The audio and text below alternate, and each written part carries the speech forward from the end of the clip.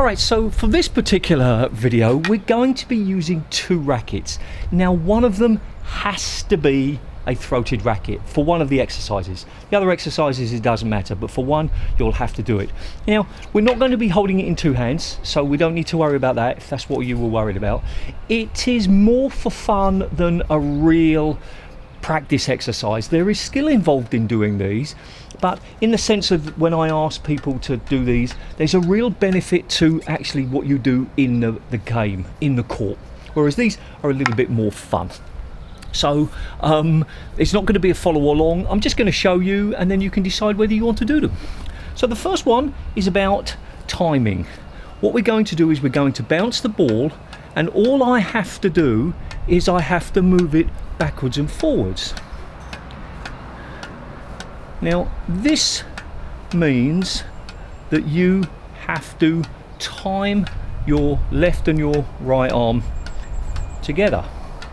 Now you might find this easier or harder if you want to go really fast.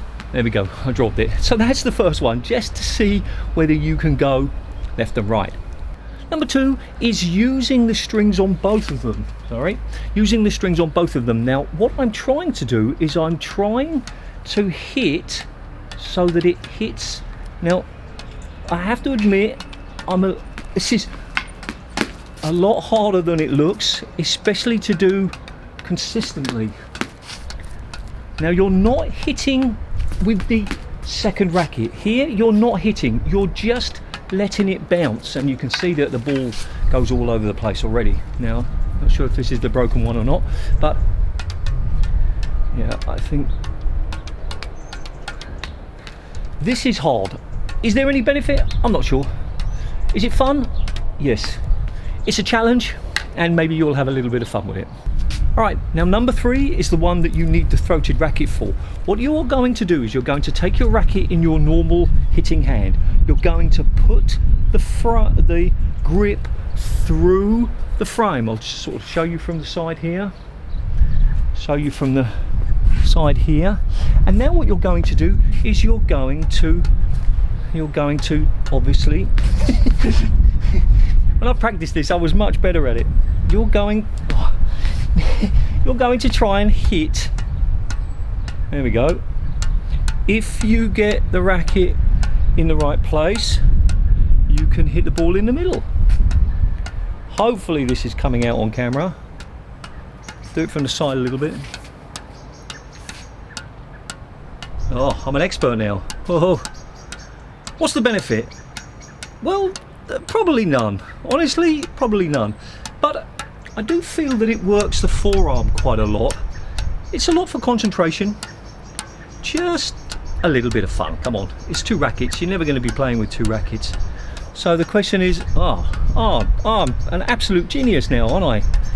No, of course not. But anyway, the two racket one. Put your foot on the racket. Don't worry about pressing too hard, it's almost impossible to break it. Now my objective is just to bounce the ball and let it come back up. Now this is a lot harder than you think, because if you get it in the wrong angle, it will hit the frame. So see how many you can do without a mistake. You can limit the number of times you hit it here. So ideally you would be aiming for one hit, one bounce, and honestly I don't think I've had more than sort of three in a go. 1, 2, 3, 4, 4.5.